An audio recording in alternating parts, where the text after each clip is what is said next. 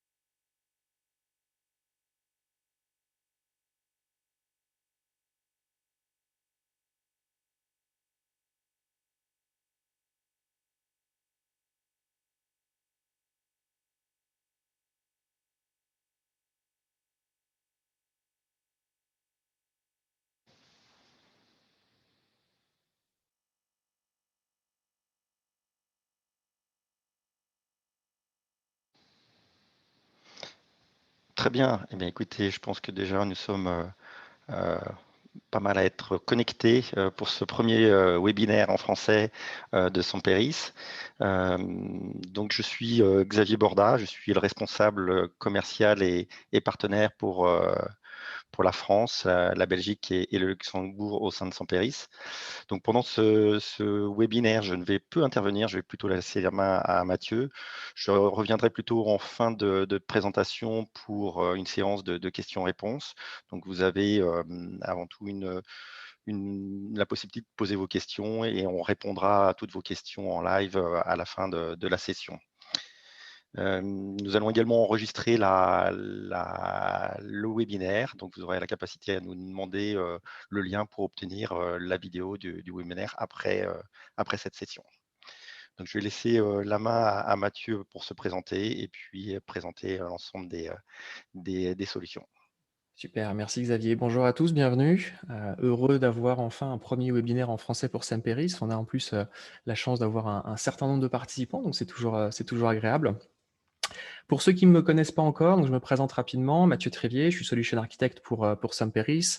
J'apporte en fait toute la composante technique à l'avant-vente sur les marchés francophones et aussi sur l'Europe.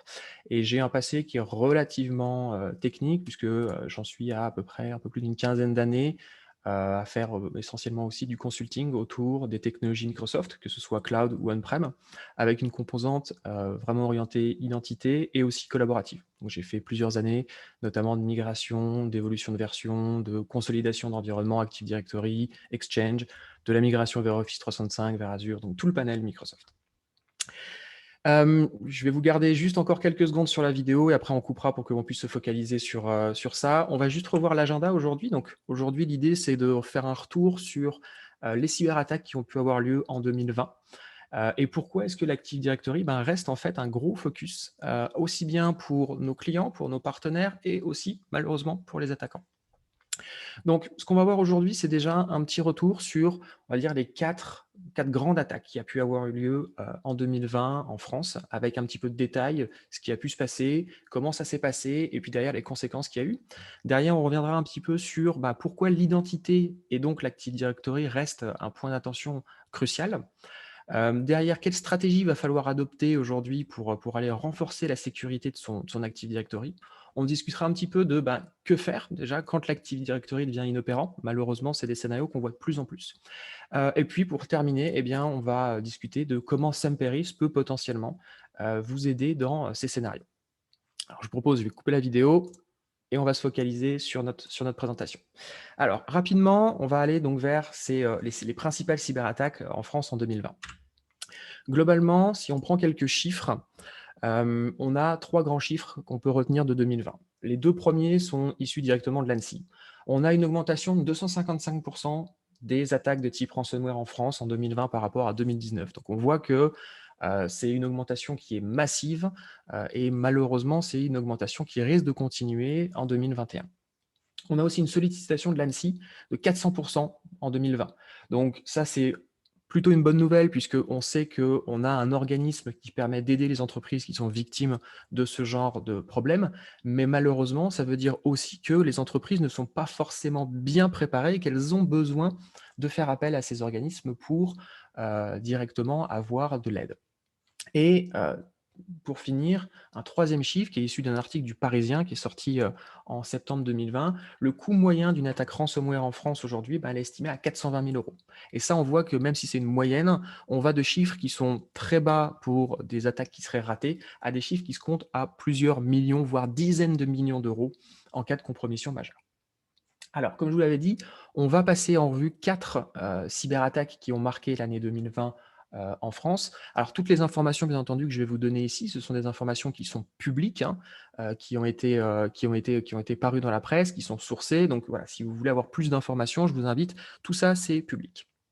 La première qui va nous intéresser, c'est CMA-CGM, qui a fait pas mal de bruit, qui est arrivé fin septembre 2020 et sur laquelle on n'a pas forcément beaucoup de détails. La seule chose qu'on sait, c'est que voilà, c'est le cryptolocker Ragnar Locker qui s'est répandu dans l'infrastructure de CMA-CGM et qui a chiffré un grand nombre de machines, qui a également chiffré un grand nombre de serveurs, et donc ils se sont retrouvés dans une situation relativement inconfortable. On n'a pas vraiment eu de chiffres officiels qui ont été communiqués. Tout ce qu'on sait, c'est qu'au niveau du back-office, ils ont eu plus ou moins 2 semaines d'arrêt quasi partiel. Donc 2 semaines d'arrêt de productivité pour une entreprise, c'est énorme. Ils ont mis aussi à peu près 1 mois pour pouvoir aller exécuter tout un plan de remédiation et de sécurisation de leur environnement. Alors, on estime, hein, c'est ce qu'on peut lire aujourd'hui dans la presse spécialisée, que c'est l'exploitation d'une faille RDP qui a permis justement de commencer cette compromission et d'après de gagner des privilèges qui ont permis de déployer Ragnar Locker au sein de l'environnement. Si on reste un petit peu focalisé sur Ragnar Locker et sur l'activité de CMA-CGM, donc un armateur, en fait, on a 2 scénarios similaires. On a un scénario similaire pour l'énergie du Portugal, pareil en 2020, qui a été impacté par Ragnar Locker de la même manière et qui s'est retrouvé avec une rançon de 11 millions de dollars demandée pour pouvoir débloquer son environnement. Donc on est vraiment sur des montants qui sont importants. Et puis si on prend le grand exemple qu'aujourd'hui dans la cybersécurité, beaucoup de monde connaît, c'est l'exemple de Maersk, qui est un autre armateur comme CMA-CGM. Il faut savoir qu'en 2020, les 4 plus gros armateurs mondiaux ont été touchés par une cyberattaque. Et Maersk, après, alors eux, ça a été beaucoup plus impactant, hein. Eux, ils ont été à l'arrêt pendant quasiment 1 mois, hein, avec aucun bateau qui était capable de sortir des ports. C'était vraiment un arrêt de production total. Et ils ont estimé potentiellement, c'est le chiffre public, que le coût de cette cyberattaque était de 870 millions de dollars. Donc c'est vraiment des chiffres qui sont énormes pour une cyberattaque avec un arrêt de production. Donc voilà, un premier exemple où on voit que la cyberattaque, elle a un coût parce qu'on a un arrêt de production, on a vraiment une entreprise qui est à l'arrêt, le temps qu'on puisse redémarrer le système d'information. Le deuxième exemple, c'est un exemple aussi toujours français, hein, c'est l'exemple de Sopra Steria. Sopra Steria donc, a été impacté le 20 octobre 2020 dans la soirée. Le Césine a évoqué le fait que ce soit la faille Zero Logon. Hein. Donc la faille Zero Logon, pour ceux qui connaissent un petit peu, c'est une faille qui touche les DC Active Directory et qui permettent justement d'aller récupérer les privilèges nécessaires pour pouvoir derrière se répandre, on va dire, dans le réseau. Et puis une fois que cette faille a été exploitée, on a eu justement l'utilisation de Cobalt Strike, qui est un outil qui permet de faire du déplacement latéral, de l'évaluation de privilèges, tout du moins obtenir un peu une cartographie. Et puis c'est le ransomware Ryuk qui a été déployé sur des postes de travail, des serveurs, à la fois sur la production, à la fois sur la R&D. Alors ça, il faut savoir que cette attaque, c'est une attaque qui est considérée comme ratée. Pourquoi? Tout simplement parce qu'elle a été contenue très vite. Donc on voit que Sopra Steria, qui est quand même un acteur majeur aussi en France, était préparé, a su réagir très vite, avait sûrement tous les bons moyens pour se prévenir de ce genre d'attaque. Mais malheureusement, même des sociétés aujourd'hui qui sont préparées, même des sociétés qui sont réactives, elles peuvent être touchées par ce genre de problème. Et Soprasteria a beaucoup communiqué par rapport à ça de manière publique, et ils ont communiqué notamment le fait que l'impact sur leur marge opérationnelle était comprise entre 40 et 50 millions d'euros.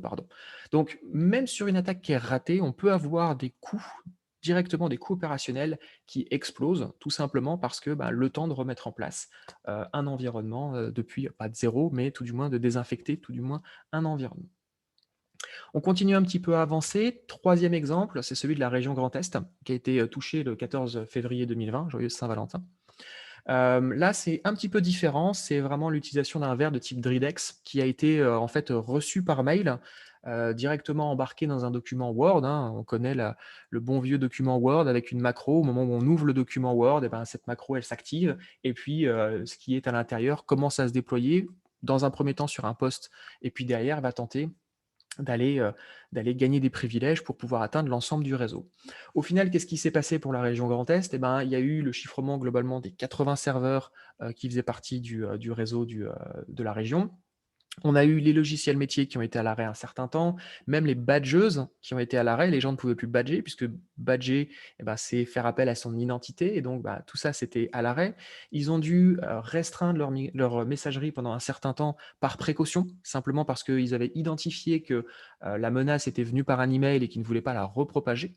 Donc au final, si vous regardez un petit peu en bas à droite, le tweet de Jean Rotner, qui est le président de la région Grand Est, hein, il date du 20 février, donc de plus d'une semaine après l'attaque initiale. Et on voit que ben, plus d'une semaine après, ils étaient encore impactés et ils avaient encore quelques soucis pour avoir l'ensemble des services. Donc on voit qu'on a 7500 agents qui ont été impactés pendant à peu près 10 jours. Donc ça, pareil, c'est une perte de productivité énorme pour une entreprise, une région, hein, qu'on parle d'entreprise publique ou d'entreprise privée. Le dernier cas qu'on va regarder rapidement, c'est celui de Bouygues Construction. Alors Bouygues Construction, dans l'analyse qui a été faite de l'attaque, on pense que c'est une compromission d'une machine qui a été faite au Canada et ensuite bah, ça s'est propagé complètement dans l'environnement de Bouygues Construction pour aller chiffrer des serveurs et également pareil des machines. L'attaque a été revendiquée par un groupe donc, qui s'appelait TA2101 qui exploite Maze. Alors il faut savoir que Maze, c'est un petit peu le grand-père du ransomware. C'est le premier groupe en fait qui a commencé à proposer un support dédié à ses clients entre guillemets, du chat, de pouvoir échanger avec eux pour pouvoir justement commencer à forcer les gens, faciliter le paiement des rançons par les gens qui étaient touchés.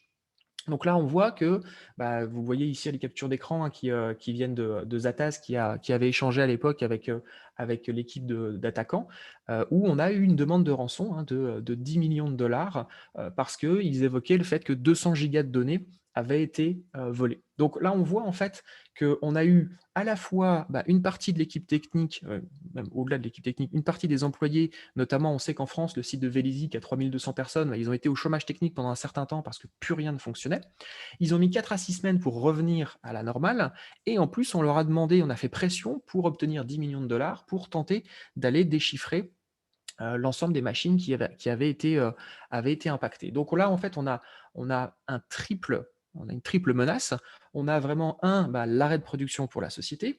Deux, on a une tentative d'extorsion de 10 millions de dollars pour pouvoir récupérer son système d'information. Et trois, on a aussi des données qui sont menacées d'être révélées publiquement avec tous les impacts que ça peut avoir, aussi bien en termes de confidentialité de données que derrière des secrets industriels qui pourraient être communiqués. Donc là, c'est vraiment le scénario le pire où on a les trois vecteurs qui sont utilisés. Et puis un dernier que j'ai pas listé aussi, mais qui je trouve très important, qui est toujours français, c'est l'exemple de Lise Charmel, qui déjà bon, avait une situation économique qui était un petit peu compliquée, qui malheureusement a été touchée au mois de mars 2020 par une attaque de ransomware majeure et qui bah, malheureusement, à la suite de cette attaque, n'a pas réussi à se relever et a été placée en redressement judiciaire. Donc aujourd'hui, le ransomware, c'est pas anodin, c'est vraiment quelque chose de majeur pour les entreprises, que ce soit en France ou ailleurs. Et on voit que bah, malheureusement, on a des entreprises qui vont jusque le redressement judiciaire suite à une attaque de ransomware.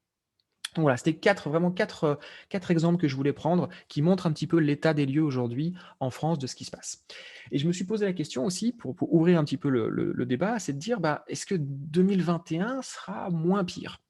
Bon, vous vous doutez on est maintenant quasiment mi-mars, hein, ce webinaire, on l'a préparé janvier-février. Bon, en janvier-février, en fait, il m'a pas fallu longtemps pour retrouver un certain nombre de logos qui ont déjà été touchés par des attaques depuis. Donc on peut se douter que malheureusement, l'année 2021 va être encore pire.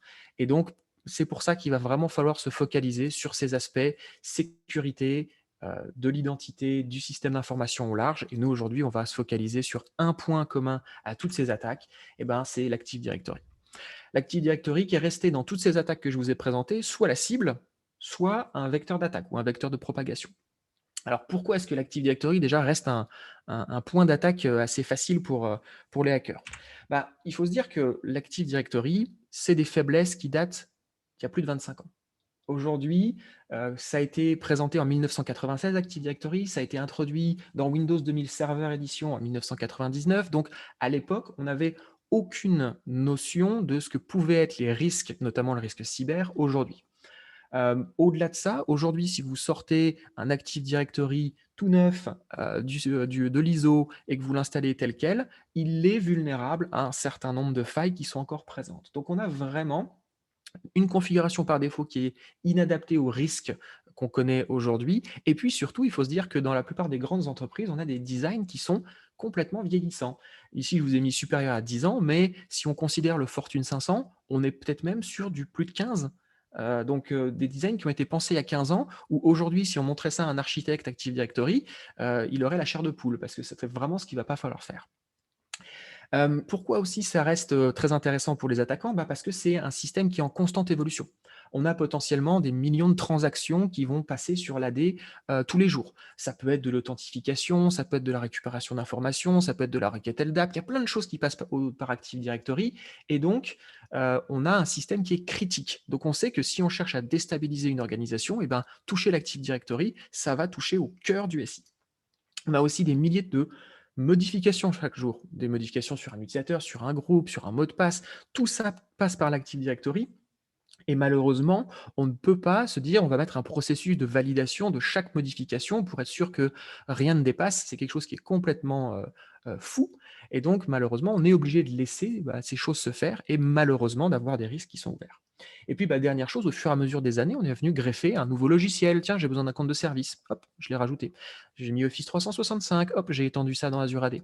Donc, l'Active Directory a maintenant des ramifications partout qui font que ben, le centre de tout, ça reste maintenant l'Active Directory. Et donc, si on a un problème au niveau de l'Active Directory, ben, ce problème va partir à peu près partout. Et puis dernier point, bah, l'Active Directory, malheureusement, ça reste encore un parent pauvre. Aujourd'hui, trouver un expert Active Directory qui a en plus les connaissances autour de la partie cyber, ça reste une compétence rare. On parle beaucoup de cloud, on parle beaucoup de collaboration. Eh ben, il faut se dire que la compétence Active Directory, c'est quelque chose qui est rare. Et donc, par je ne vais pas dire fainéantise, mais par facilité, on a donné beaucoup de droits aux comptes de service parce que bah, c'était plus simple et puis on ralentissait pas les projets. On n'a pas forcément mis des politiques de mots de passe trop fortes auprès des utilisateurs parce que c'est quand même relativement compliqué d'expliquer à un utilisateur qu'il va nous falloir 16 caractères avec des majuscules, des minuscules, des chiffres, des lettres. Bref, quelque chose de très compliqué. Et puis, ben, un Active Directory, ça tourne, ça marche. Donc pourquoi est-ce qu'on irait le patcher? Pourquoi est-ce qu'on irait le faire évoluer? Donc voilà, on arrive dans un moment où on a laissé pendant un certain nombre d'années la partie Active Directory fuir en avant, et puis bah, malheureusement, on se retrouve à des endroits où bah, maintenant on ouvre la porte complètement aux pirates dans son environnement. Alors, donc vraiment le focus aujourd'hui, hein, et c'est les risques actuels, c'est l'avènement aussi, tout ce qui a changé en 2020, hein. On voit une accélération en 2020 tout simplement parce qu'il y a beaucoup de choses qui ont changé. Typiquement, aujourd'hui, on voit des gens qui travaillent de n'importe où, qui travaillent avec n'importe quel type de device, que ce soit leur téléphone, que ce soit un laptop, que ce soit un matériel personnel. On va avoir toutes ces nouvelles pratiques qui sont arrivées aussi en 2020 de par le contexte sanitaire qu'on connaît. Donc ça, tout ça, en fait, on a complètement modifié la périphérie de l'entreprise. Aujourd'hui, la périphérie, c'était le réseau de l'entreprise, c'était le firewall. Tout ce qui était à l'intérieur était protégé, tout ce qui était à l'extérieur, on le bloquait et on était tranquille. On se rend compte que cette surface d'attaque, qui était vraiment la limite de notre firewall, eh ben, le périmètre, il a grandement évolué. Et le périmètre, maintenant, bah, c'est chez moi, quand je me connecte depuis mon portable avec, au réseau de l'entreprise, ça peut être depuis mon téléphone quand je suis sur un réseau Wi-Fi public. Donc on a cette surface d'attaque qui a globalement augmenté de par les nouvelles pratiques. Et on se rend compte qu'aujourd'hui, ben, toute la partie sécurité, firewalling n'est plus le périmètre. Le nouveau périmètre, bah, ça devient l'identité. Et donc aujourd'hui, l'identité reste le nouveau périmètre. Et donc on l'a dit, hein, la source de l'identité pour un grand nombre de référentiels, ça reste quand même l'Active Directory. Donc, eh ben, l'identité, l'Active Directory devient le nouveau périmètre. Et là, c'est vraiment important de le considérer, c'est que si jamais on n'a pas sécurisé notre environnement Active Directory, ben, malheureusement, rien ne l'est. On va avoir une propagation de l'Active Directory dans Azure AD. Si jamais l'AD est compromis, l'Azure AD le sera aussi. On va avoir sur des systèmes tiers, pareil, tous les systèmes tiers vont être compromis au fur et à mesure que et surtout si l'Active Directory est compromis. Et même si on réfléchit par rapport au modèle Zero Trust qui est aujourd'hui poussé par Microsoft, qui n'est pas que lié à l'Active Directory, mais qui va avec d'autres composants, eh ben, la seule chose que vous pouvez vraiment, en quoi vous pouvez avoir foi dans un modèle Zero Trust, bah, c'est l'identité d'une personne. Et c'est sur ça qu'il va falloir faire vraiment attention. Alors, maintenant, on a vu un petit peu l'étendue des problèmes qu'on pouvait avoir. Maintenant, ce qu'il faut voir, c'est qu'est-ce qu'il va falloir faire pour protéger, pour sécuriser son Active Directory. Alors, ce que je vais faire, c'est qu'on va présenter 3 niveaux, on va dire, de sécurisation, trois méthodes, pas 3 méthodologies, mais 3 niveaux de méthodologie qu'il faudrait appliquer pour arriver à un environnement qui puisse être sécurisé. Et le niveau 1, typiquement, c'est quelque chose que si ce n'est pas déjà en place dans votre entreprise, si ce n'est pas déjà des choses que vous poussez au quotidien, je vous invite à prendre 15 minutes, 20 minutes, une demi-heure cet après-midi, relire ces points-là et les mettre en place tout de suite. Parce que ça, c'est vraiment une sécurisation qui va apporter une plus-value très rapide dans l'environnement et qui est très simple à mettre en place. Alors, si on prend déjà la première chose, c'est réaliser un audit de votre infrastructure. On l'a dit, les environnements Active Directory ont 10-15 ans d'ancienneté. Ils n'ont pas été configurés, pas été conçus pour supporter les risques cyber. Il faut réaliser un audit de l'infrastructure. Même si vous l'avez fait il y a 1 an, votre audit, il est plus valable parce qu'on est venu plugger une nouvelle application, créer des nouveaux comptes de service. C'est un environnement qui est vivant. Et pour ça, moi, je vous invite à travailler avec. Aujourd'hui, en France, on a un grand nombre de SN. On a des partenaires de Semperis qui sont là, qui peuvent réaliser des audits et déjà vous donner toutes les bonnes pratiques pour pouvoir améliorer la sécurité de votre Active Directory. Deuxième chose, c'est patcher un contrôleur de domaine. Appliquer, on évoquait le zéro logon tout à l'heure, ça a été corrigé par Microsoft. Patcher vos contrôleurs de domaine pour ne pas avoir de problème. Et je pense que ça devient de plus en plus vrai, puisqu'on a eu encore la faille Exchange qui a été évoquée depuis 1 mois maintenant, où on se rend compte que il est très important de maintenir à jour ces environnements. On continue, chiffrer les disques durs, aussi bien des postes que des contrôleurs de domaine. Pourquoi? Typiquement, demain, vous avez un vol d'un PC portable dans un train. La personne qui a volé le disque dur peut très bien le récupérer et puis elle a accès à un compte, puisque on a un environnement Windows qui est potentiellement installé sur ce disque dur. J'ai accès au compte et j'ai déjà une première porte d'entrée dans votre environnement. Je vais peut-être essayer un VPN, un Office 365, quelque chose qui va me permettre déjà d'avoir une première porte d'entrée et d'après de me répandre dans l'environnement. Donc ça, on a des solutions très simples qui sont proposées par Microsoft, BitLocker notamment, qui va permettre d'avoir une sécurisation rapide. Derrière, c'est aussi revoir et renforcer complètement tout ce qui est délégation de privilèges. On a eu la facilité de donner énormément de privilèges à des comptes. Revenons en arrière là-dessus. Regardons un modèle de type list privilege pour être vraiment sûr qu'on donne juste ce qui est nécessaire au compte et pas beaucoup plus. Je me souviens encore, il n'y a pas si longtemps, entendre un client parler de ouais, je le mets dans le groupe de admin. Bon, ça vous hérisse le poil, mais c'est encore des choses qui sont vraies. Et puis, un dernier point très important, c'est sécuriser tout ce qui est accès au contrôleur de domaine. Aujourd'hui, il n'y a aucune raison qu'un IT, qu'un administrateur se connecte en RDP avec n'importe quelle méthode sur un serveur, sur un contrôleur de domaine. On a tous les outils tous les outils d'administration à distance qui permettent d'éviter de faire une connexion à un contrôleur de domaine, ce qui va sécuriser grandement un environnement. Il y a plein de solutions pour ça. On peut installer du serveur core sur 2016 et 2019. On peut mettre en place des solutions de bastion, on peut mettre en place des stations d'administration dédiées. Il y a plein de solutions pour aller taper sur la main des admins qui continuent à se connecter sur des contrôleurs de domaine. Et puis dernière chose, l'Active Directory, il faut considérer que c'est une application en tant que telle. Donc il faut maintenir potentiellement un DAT, donc un document d'architecture technique, et un document d'exploitation de son environnement Active Directory. Et ça, on le voit encore trop peu. Et donc le jour où malheureusement vous vous retrouvez dans une situation où votre Active Directory est inopérant, vous n'avez aucune idée des dépendances que vous avez autour. Et donc vous ne savez pas dans quel ordre il va falloir remonter l'environnement, s'assurer d'aller le plus vite possible pour dire j'ai une application critique, donc je vais me focaliser sur restaurer une partie de l'Active Directory qui va me permettre de faire refonctionner cette application. Donc, maintenir un document d'architecture technique, c'est primordial dans un environnement Active Directory. Alors déjà, si vous avez fait tout ça, bon, on a un premier niveau de sécurisation qui est mis en place. Le deuxième niveau, on va dire que ça va commencer à suivre tout ce qui est baseline, aussi bien de Microsoft, aussi bien de l'ANSI. Les deux éditent des grandes checklists de tout ce qui devrait être nécessaire à mettre en place pour pouvoir renforcer la sécurité de son Active Directory. Et ça, clairement, ça fait partie, ce sont les deux, on va dire, plus grands organismes aujourd'hui en France notamment, pour aller porter la bonne parole autour de la sécurité Active Directory. Donc je vous encourage, vous avez les liens en bas de la slide, vers les best practices au niveau de la sécurité de l'Active Directory, et je vous invite à les lire, au moins les lire, et à essayer de les mettre en place. Derrière, on parle de l'APS.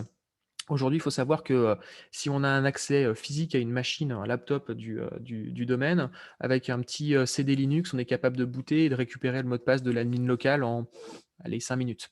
Donc, qui dit admin local dit une première porte dans l'environnement, et donc après, potentiellement, le fait d'aller un peu plus loin, de gagner plus de privilèges, et puis de commencer à compromettre l'environnement. Donc, LAPS pour aller sécuriser les stations de travail locales, en plus du chiffrement, pour être sûr qu'on ne va pas avoir de compromission à ce niveau-là, puisqu'on sait que dans 90% des cas, la compromission d'un environnement global, elle commence par une machine qui est infectée. Derrière, les comptes de service GMSA, ça fait partie des baselines de Microsoft. Pareil, arrêtons d'avoir un utilisateur, un compte de service, utilisons les GMSA, c'est fait pour, ça augmente la sécurité, Microsoft a pensé cette solution, utilisons-la. Quelque chose de très important, et on verra après que Semperis a des solutions pour vous aider à ce niveau-là, c'est mettre en place tout ce qui va être monitoring et détection des changements dans l'AD. On l'a dit, on va pas pouvoir avoir un processus de validation de l'ensemble des modifications dans l'Active Directory.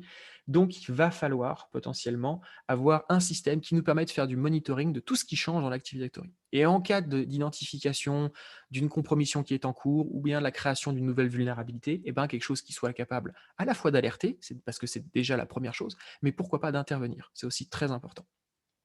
Et puis, dernier point, c'est intégrer l'AD comme étant une brique, une application spécifique dans un PRA. C'est pas juste, ouais, je restaure mon serveur Windows avec l'AD dessus, c'est complètement spécifique, on le verra un petit peu plus tard. Mais ça doit faire partie d'une brique à part. Pourquoi? Parce que c'est la première brique que vous allez restaurer si jamais vous arrivez dans un scénario de catastrophe. Votre vCenter, ça se base sur l'authentification Windows. Votre environnement Office 365, il va falloir l'Active Directory à un certain moment. Donc, il y a un moment où il va falloir restaurer l'identité. C'est le premier point. Et tant que ça ne sera pas restauré, vous ne pourrez pas continuer, vous serez bloqué. Donc, c'est pour ça, intégrons-le pour que la restauration de la partie Active Directory soit le plus rapide possible. Et je me suis permis de citer la première loi des 10 Immutable Laws of Security Administration. C'est un vieux document de Microsoft qui doit dater de 98 ou 99. Et la loi numéro 1, elle dit personne ne croit que quelque chose de mal peut leur arriver jusqu'à ce que ce soit le cas. Donc soyons préparés à ce genre de problème. Et puis le niveau 3, alors on pourrait passer un webinaire complet, voire même plusieurs webinaires complets sur cette partie-là. Bon, ça va prendre, on ne va pas le faire aujourd'hui, mais Microsoft a des recommandations en termes d'architecture. Jusqu'à il n'y a pas si longtemps, on parlait Microsoft Tier Model et aussi Enhanced Security Administration. Bon, ça, depuis la fin de l'année dernière, Microsoft a décidé de retirer sa recommandation par rapport à ce qu'on appelait la Red Forest. Aujourd'hui, ce qui est plutôt poussé, c'est tout ce qui est un lien entre l'identité et également la gestion des privilèges. Donc ça permet d'avoir un modèle qui ne dépend pas que de l'Active Directory, mais d'autres briques également autour pour aller sécuriser l'identité, mais qui est beaucoup plus global, et avec également un plan de modernisation rapide pour que les gens qui ont un Active Directory vieillissant puissent mettre en place ce plan de modernisation de leur environnement. Donc tout ça, on ne va pas passer trop de temps dessus, parce qu'on pourrait passer des heures et des heures, mais je vous invite notamment, vous le voyez en bas de la slide, on a notre VP of Product, Darren Marella, qui était connu aussi sous le nom de GPO Guy, qui est un MVP avec plus de 15 ans d'expérience, qui a rédigé un article qui est très intéressant sur pourquoi l'abandon de la Red Forest, et puis derrière cette nouvelle approche. Alors, on vient de faire 3 niveaux de sécurisation, on a fait toutes les recommandations qui étaient nécessaires, on a commencé à travailler, on a donné moins de privilèges à tout le monde, c'est super. Bon. Et qu'est-ce qu'on fait ensuite?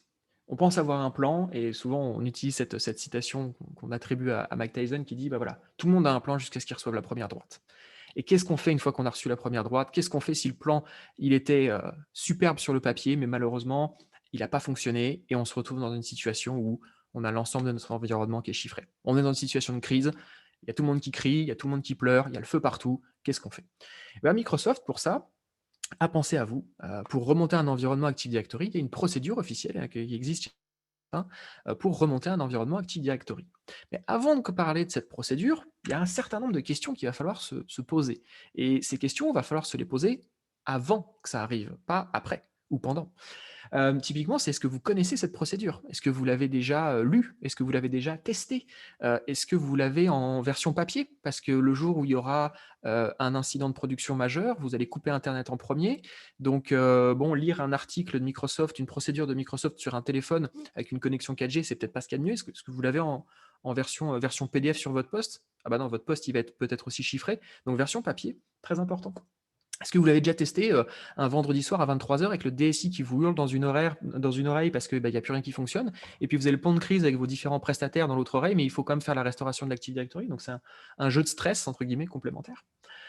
Et puis est-ce que, bah, votre procédure elle est adaptée à votre environnement? Est-ce que vous savez les dépendances? Est-ce que vous savez les DNS, les DC qui sont critiques dans votre environnement? Tout ça, c'est des choses qui doivent être, dans votre plan de restauration. Et puis aussi une dernière chose, est-ce que vous êtes sûr que vos sauvegardes sont encore bonnes? Depuis quand date la compromission?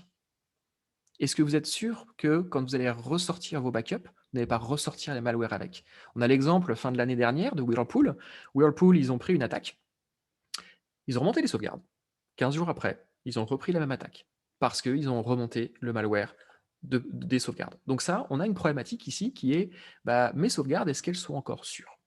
Et donc ça, on va voir, on l'adressera après.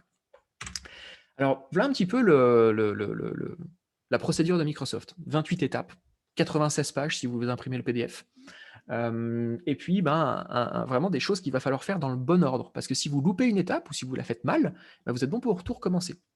Et puis, si vous, on ne va pas la prendre en détail parce qu'on pourrait y passer encore 1 heure au minimum, mais ça veut dire commencer par restaurer un premier décès, ensuite un deuxième, ensuite un troisième. C'est bien si vous avez 4-5 décès dans votre environnement. Ça peut aller en quelques jours, le temps de récupérer les sauvegardes, de tout récupérer, de remettre du nouveau hardware, de repartir. Ça peut repartir dans quelque chose de quelques jours. Et déjà, quelques jours, c'est énorme. Mais si vous avez un environnement avec 20, 30, 40, 50 décès qui sont répartis au travers du globe, c'est des choses qui vont prendre des semaines à faire. Donc là, c'est vraiment un moment où on est dans une criticité énorme et il faut aller le plus vite possible. Et donc, je vous invite aussi, on a une interview vidéo de l'ancien RSSI de Walmart, qu'on a la chance d'avoir comme client chez Samperis, qui nous expliquait que bah, de toute façon, tout commence par un ID, un mot de passe pour se connecter à quelque chose. Donc, tant que ça n'est pas restauré, bah, on ne peut rien faire d'autre. Voilà. C'est vraiment quelque chose qui est très important et qu'on pousse comme étant le mantra de Samperis. Alors, on a vu les cyberattaques qu'il y a pu avoir cette année. On a vu comment on a vu qu'est-ce qui va être nécessaire de faire dans le pire des scénarios. Maintenant, ce que je vous propose, c'est aussi de vous montrer un petit peu ce que Samperis, comment Samperis va pouvoir aider dans ce genre de problème. Alors, Samperis, il faut savoir que le nom de la société, on a un éditeur de logiciels. Samperis, ça vient de Samper Paratus, toujours prêt. Et donc, on se focalise sur la cyber-résilience basée sur l'identité et on propose des solutions d'atténuation des menaces pour les environnements cross-cloud et hybrides. Quand on a dit ça, on a dit beaucoup de choses, mais on va aller un petit peu dans le détail. On a la chance d'avoir un certain nombre de récompenses. On en a encore eu de souvenirs 7 déjà depuis le début de l'année 2021. Je n'ai pas mis à jour cette slide. Et on protège environ 42 millions. On doit même plus être proche des 45 aujourd'hui, mais on protège environ 45 millions d'identités au travers du globe. Alors, sur quel point on va pouvoir aider? Typiquement, on n'est pas parti d'une feuille blanche, on est parti en fait du framework du NIST, qui est un des frameworks les plus utilisés aujourd'hui en cybersécurité, pour dire, voilà, on a 3 phases. On a une phase avant l'attaque. Sur cette phase d'avant l'attaque, on va avoir 2 choses à faire. Un, c'est réaliser un audit de vulnérabilité de l'environnement, c'est-à-dire vraiment se focaliser sur l'état de l'Active Directory à l'instant T quand on commence, et puis voir avec un plan de remédiation pour pouvoir avancer et déjà sécuriser notre environnement. Pour ça, ça nécessite aussi avant l'attaque, on a dit que c'est un environnement qui évolue en temps réel, ça nécessite d'avoir une surveillance 24/7 de tout ce qui est indicateur d'exposition, indicateur de compromission. Donc ça, c'est des choses que Samperis va adresser avec des solutions logicielles. C'est aussi bien faire de l'audit que faire de la découverte et de la surveillance de tout ce qui est indicateur d'exposition, indicateur de compromission. Ensuite, on a une deuxième phase. La deuxième phase, c'est pendant une attaque. Pendant une attaque, qu'est-ce qui va être nécessaire? déjà identifier cette attaque. On a du monitoring en temps réel, on l'a dit, on va identifier cette attaque et potentiellement, c'est pas la seule chose. On va pouvoir s'intégrer avec la notification par email, s'intégrer avec de notifications via un SIEM, c'est bien, mais on n'a rien fait, on a juste détecté. Ce que va faire Sam Perris, ce sur quoi on essaie de se focaliser, c'est se dire: «On a une solution qui est capable de détecter et qui est capable aussi de remédier instantanément». Ça veut dire que au lieu de se baser sur un SIEM, au lieu de se baser sur une équipe SOC qui doit intervenir, eh ben, l'outil va pouvoir de lui-même faire de l'autoremédiation. C'est-à-dire revenir en arrière directement sur un changement qu'on détecte et qui est potentiellement, malicieux. Je prends un exemple qui est tout bête, que j'ai pris tout à l'heure. J'ajoute quelqu'un dans un groupe domaine admin. Ça, c'est quelque chose que je ne veux pas avoir dans mon environnement. Ça, les outils Samperis sont capables de le détecter et instantanément de revenir en arrière sous quelques secondes. Et donc, on va pouvoir au mieux ralentir une attaque qui serait en cours, voire même d'aller casser complètement la chaîne de compromission et de s'assurer que, l'attaque ne peut pas continuer. Et puis, on a une troisième étape. La troisième étape, c'est malheureusement après l'attaque, hein. Il faut être préparé, c'est ce que je disais, il faut inclure l'AD comme étant une application, éthique, et cetera. Et donc, c'est être capable d'avoir une reprise après sinistre, mais qui va être orientée cybersécurité. Parce que jusqu'à présent, l'AD n'était pas, prévue pour pouvoir se prémunir des attaques cyber. Donc il faut le penser, notre restauration, comme étant, orientée cybersécurité. Alors ça veut dire quoi? Ça veut dire, s'affranchir de tout ce qui est OS. Quand on va ressortir notre sauvegarde, on va ressortir du BMR, on va ressortir du system state. Qu'est-ce On ne sait pas si nos sauvegardes sont encore saines. Ce sur quoi Samperis va se focaliser, c'est simplement la sauvegarde des services. Ça veut dire que on s'affranchit complètement du hardware, on s'affranchit complètement de l'OS. Et donc, on va simplement restaurer les services ADDS, les services DNS, qui vont permettre de repartir sans réintroduire tout ce qui a été malware. Et puis aussi, on va aussi proposer tout un système d'investigation numérique pour que, pendant que vous restaurez votre environnement, vous soyez capable de remonter complètement la chaîne de compromission et de comprendre ce qui s'est passé dans votre environnement. Parce que potentiellement, vous avez un attaquant qui s'est introduit dans votre environnement, qui a chiffré l'environnement et qui a potentiellement détruit l'environnement. Donc vous ne serez pas capable d'identifier ce qui s'est passé. Ce que propose Samperis à ce niveau-là, c'est vraiment d'avoir une copie immuable des informations pour que vous puissiez aller faire de la recherche, comprendre ce qui s'est passé et voir vraiment, si jamais on a une chaîne de compromission qui est passée, être capable de l'identifier et de la nettoyer avant une remise en production. Alors ça, en termes de solutions, comment ça se présente? Eh bien, on a 2 solutions logicielles qui sont disponibles. La première qui s'appelle Directory Services Protector, qui va permettre à la fois de faire de l'audit de vulnérabilité. Donc aujourd'hui, on a environ un peu plus de 50 indicateurs d'exposition, indicateurs de compromission, qui sont à la fois monitorés en one time, pour aller faire de l'audit, mais qui va être aussi monitoré en temps réel, dans les environnements, avec la capacité à aller s'intégrer avec de la notification par email, avec un SIEM pour pouvoir derrière déclencher d'autres actions, mais qui va aussi avoir la capacité à faire de l'autoremédiation, c'est-à-dire du retour en arrière, sur des règles qu'on aura configurées. On aura aussi la capacité à faire de la remédiation manuelle, et là c'est plus pour les admins d'un point de vue infrastructure, pas trop orienté cyber, mais plutôt infrastructure. C'est oups, j'ai mon admin qui a supprimé des membres de groupe et on s'est loupé. Ça, typiquement, Directory Services Protector, étant donné qu'on va aller capter l'ensemble des modifications qui sont faites dans l'environnement Active Directory, va permettre de revenir en arrière sur ces changements. Et puis, on va aussi proposer tout un panel de rapports de conformité pour être sûr qu'on ait des équipes plus opérationnelles qui puissent suivre un petit peu ces rapports quotidiennement ou de manière hebdomadaire, etc. Le deuxième produit qu'aujourd'hui Samperis va pouvoir proposer s'appelle donc Active Directory Forest Recovery, et donc, comme son nom l'indique, va se focaliser sur cette fameuse procédure de récupération d'une forêt Active Directory. Ça, l'idée, c'est de dire, arrêtons de compter en jours quand on doit récupérer un environnement Active Directory, comptons en heures.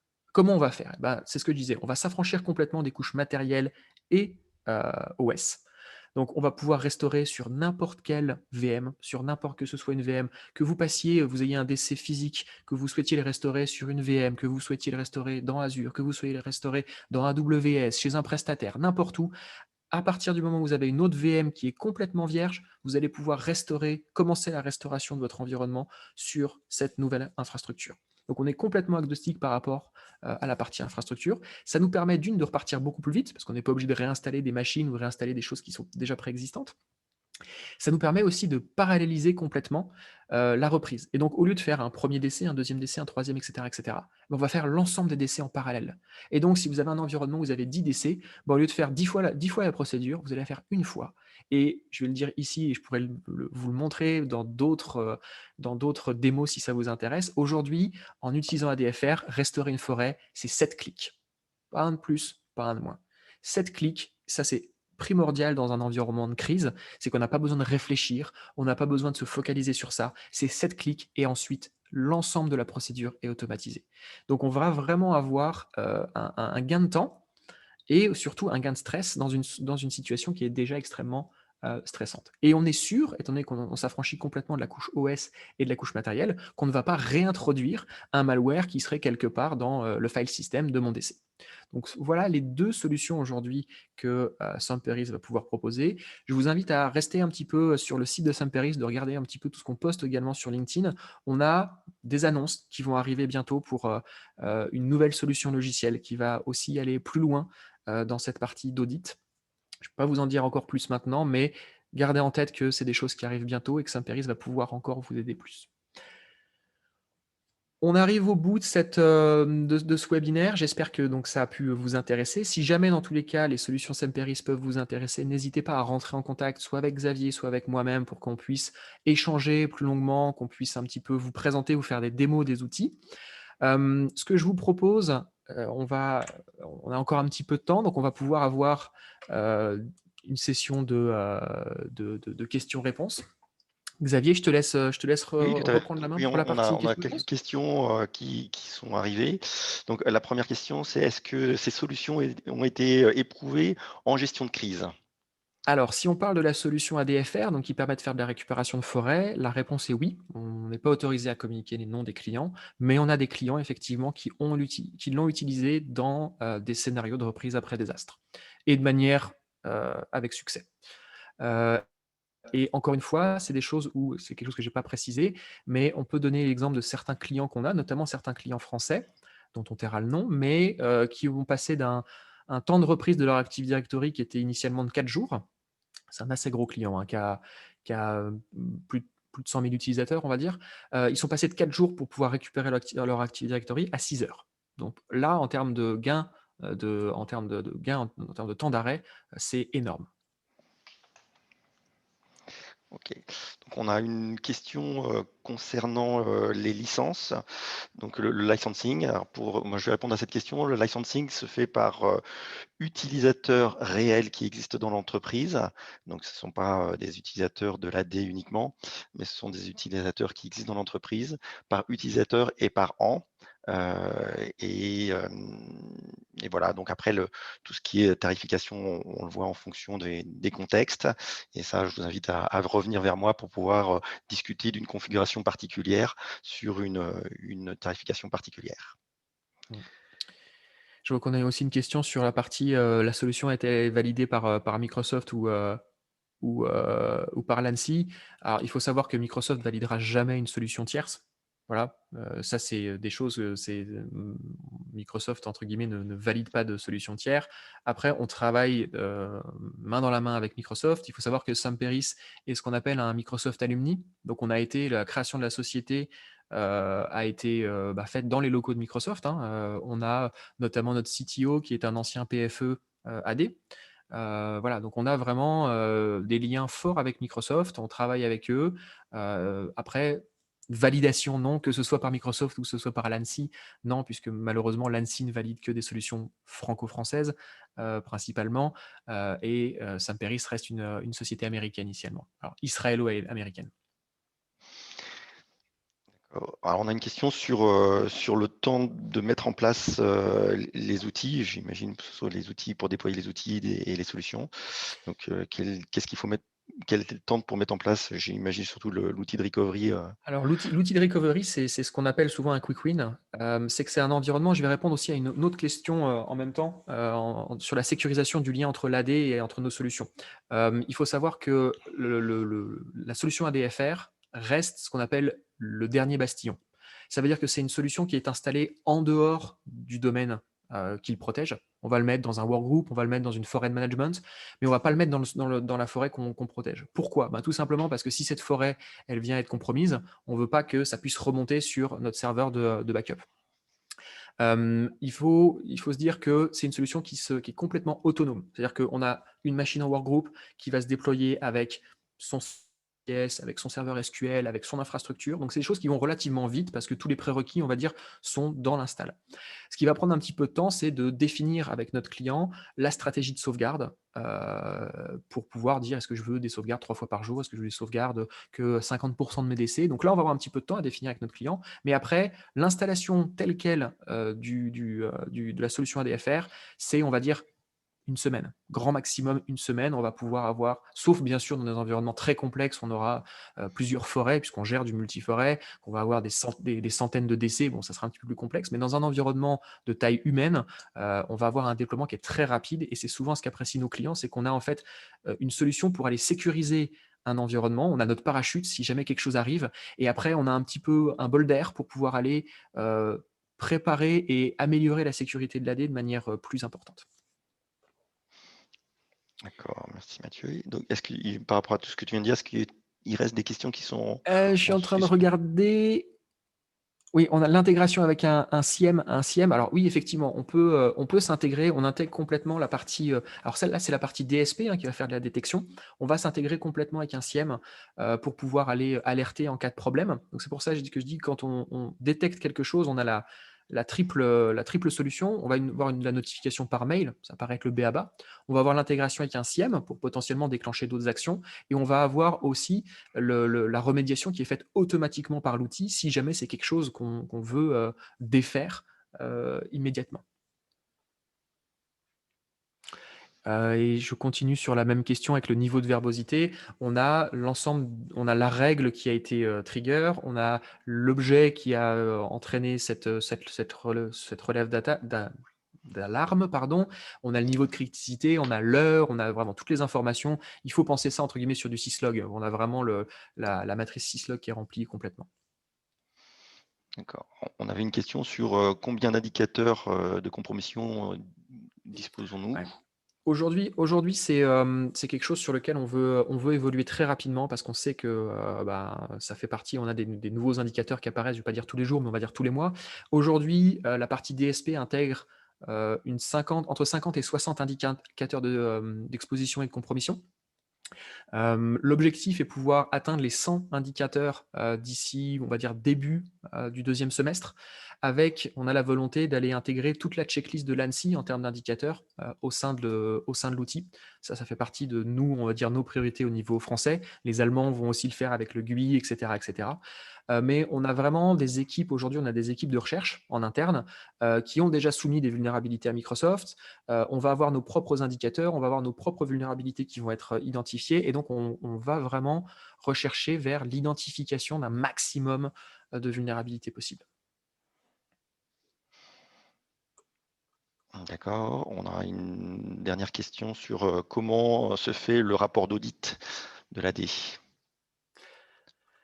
Alors, le rapport d'audit, comment il se fait? Tout simplement, c'est relativement le rapport d'audit, il est assez simple, hein. En fait, on se place dans la situation d'un attaquant, c'est-à-dire qu'on va prendre un compte qui n'a aucun privilège, et puis on va en fait avoir une solution qui se lance, qui ne s'installe même pas, et puis qui va aller rechercher sous forme de script PowerShell notamment, les vulnérabilités qu'on veut tester. Donc en fait, l'idée, c'est vraiment de se placer comme un attaquant, aucun privilège, aucun droit particulier, que ce soit sur la machine, juste le droit d'exécuter des scripts PowerShell.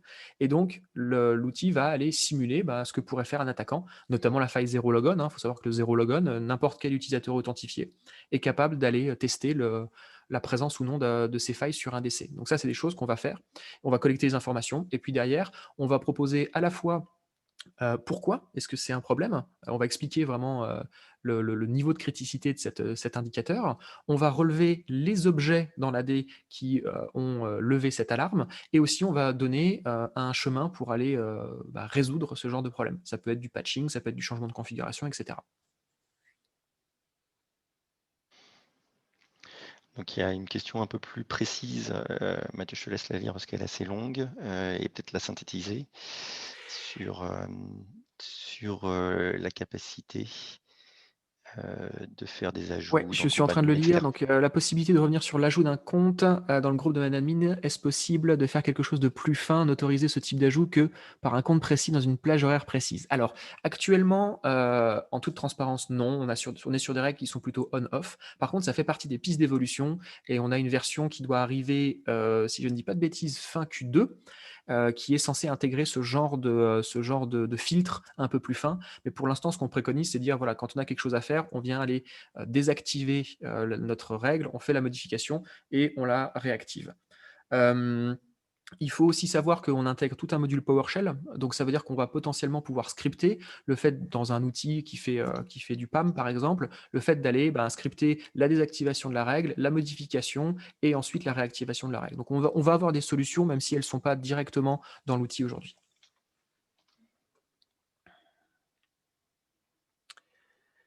Je vois qu'on a une dernière question. La fréquence, à quelle fréquence sont réalisées les mises à jour des scénarios de détection d'attaque?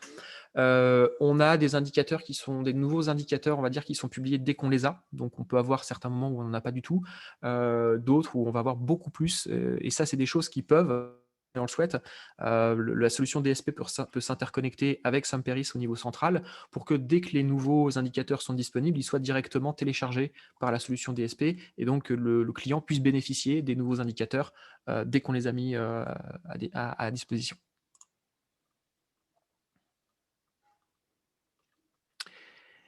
Est-ce qu'il nous reste Non, certaines questions auxquelles on n'aurait pas répondu? je pense qu'on a fait à peu près le tour, en Je pense qu'on a fait effet. à peu près le tour. Bon, en tous les cas, on vous remercie pour votre présence et l'intérêt que vous avez porté à ce webinaire et vu toutes les questions, c'est vraiment un sujet qui est pertinent et intéressant pour vous en ce moment. Donc, dans les prochaines étapes, donc la vidéo va être disponible et sur demande, on va pouvoir vous fournir la vidéo. Et puis, dans les prochaines étapes, n'hésitez pas à revenir soit vers Mathieu pour des questions techniques, soit vers moi directement sur des cas concrets à envisager chez des clients pour implémenter les solutions. Merci beaucoup à tous. Bonne journée et puis, en espérant, on va continuer à organiser de toute façon ce genre de webinaire, en français avec à chaque fois qu'on a soit des nouvelles fonctionnalités, soit des nouveaux produits à vous présenter. Donc, on va continuer sur ce rythme à avoir un webinaire à minima par trimestre, si ce n'est plus. Donc on ne manquera pas de vous inviter pour les suivants. Merci à vous et bonne journée. Merci à vous, bonne journée.